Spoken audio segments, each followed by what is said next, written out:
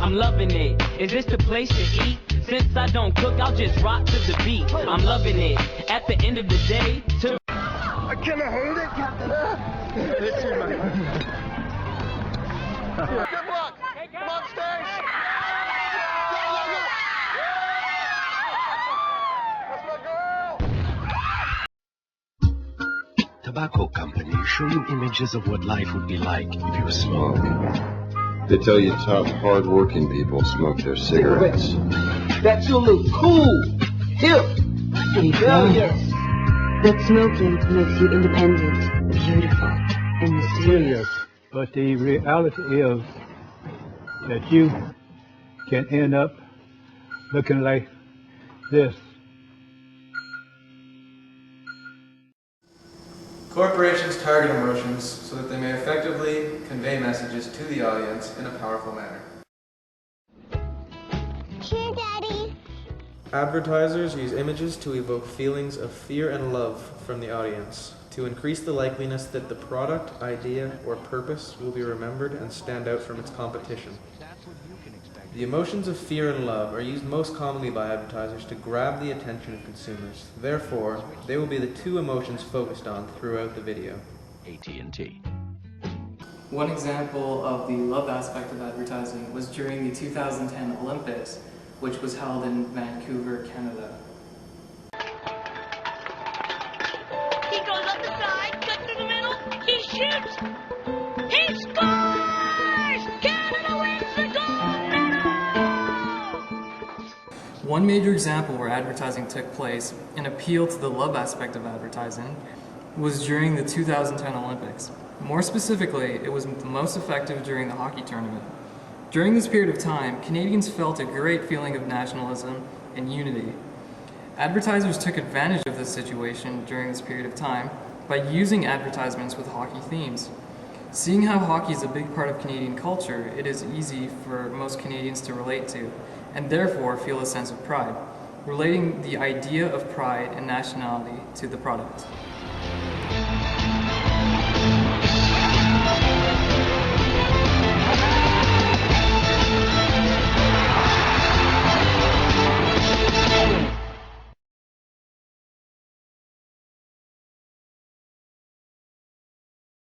Ads sell more than products. They sell values, they sell images, they sell concepts of love and sexuality, of success, and perhaps most important, of normalcy. To a great extent, they tell us who we are and who we should be. Well, what does advertising tell us about women? It tells us, as it always has, that what's most important is how we look. So the first thing the advertisers do is surround us with the image of ideal female beauty. Women learn from a very early age that we must spend enormous amounts of time, energy, and above all money striving to achieve this look and feeling ashamed and guilty when we fail. And failure is inevitable because the ideal is based on absolute flawlessness.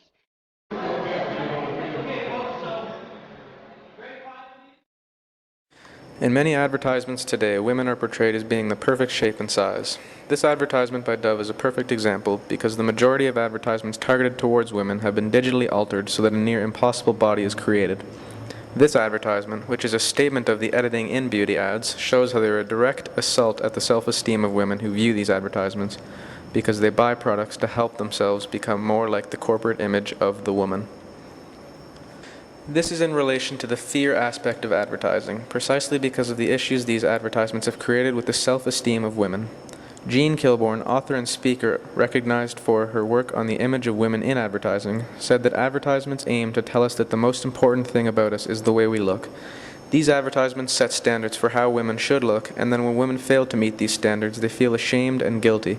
Although these advertisements seem to mean no harm compared to most other fear-related commercials, for many women they are a direct attack to their self-image, causing them to buy these products out of fear that they will not look the way they think they need to look to fit into society.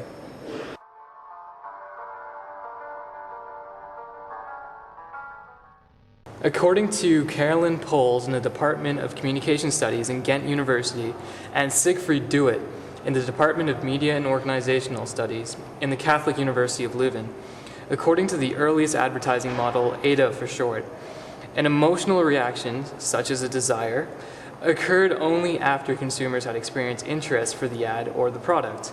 This led to widespread conceptions that the advertising process started with attention and cognitive processing, information, which led to the effect, desire, and then generates behavior, action. However, we do not pursue only the advertisements we are interested in. Subconsciously, we are in fact internalizing these advertisements. As a result, we are becoming affected by them, regardless if we choose to or not.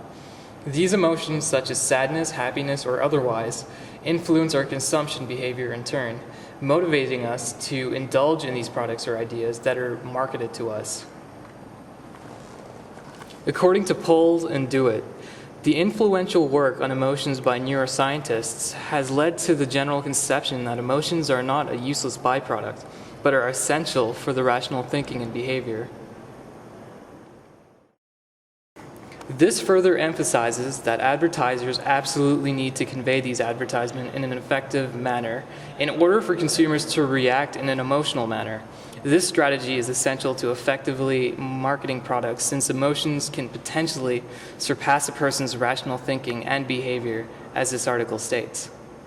As Noam Chomsky, the most quoted thinker alive today, states, "I have often thought if a rational fascist dictatorship were to exist, then it would choose the American system." With regards to Chomsky, he believes that the corporate system ultimately rules the masses, in the form of propaganda and dictatorship. The entire economy, mainly in the US, is tremendously influenced by corporations in particular, and he highly criticizes this American system that seems to be only looking out for their own corporate interests. Chomsky also states, "States are not moral agents, people are, and can impose moral standards on powerful institutions. Therefore, only with these powerful institutions, these few wealthy people in society are able to exercise control." With regards to appealing to emotions when advertising, this can also be classified as a type of propaganda and not as a form of persuasion. To be persuaded generally gives us a choice. We are presented with the idea or product, and we can rationally decide whether we want to integrate it into our lives or not. However, what advertisers within corporations are really doing is that they are clouding our better judgment with emotions, therefore disabling us from making our own natural decisions. This in turn does cause us to consume, or change the way we generally perceive something.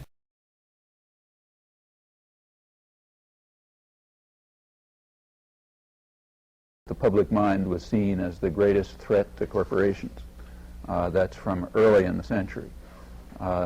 Business power was strong, but it's a very free country by comparative standards, and it's hard to call on state violence, not impossible, but hard to call upon state violence to crush people's efforts to achieve freedom and rights and justice. So therefore it was recognized early on that it's going to be necessary to control people's minds. I should say that's not a new insight either. You know, you can read it in David Hume and the Enlightenment, where it was already recognized. In fact, you go back to the earliest stirrings of democratic revolutions in England in the 17th century, and there already was concern that we're not going to be able to control people by force, and we therefore have to control them by other means, controlling what they think, what they feel, their attitudes toward one another. I mean, all sorts of mechanisms of control are going to have to be devised, which will replace the efficient use of force and violence that was available to a much greater extent. For example, to illustrate this point further, in the United States after 9/11, which affected us all emotionally as it was, during this time of panic and confusion, the corporate media started pinpointing who was responsible for this devastating attack. They advertised these ideas on television, newspapers, magazines, and other platforms of media. This in turn caused an entire feeling of fear and anxiety in society, which is exactly what corporations wanted people to feel, so people in turn can easily be manipulated during this period of heightened emotions.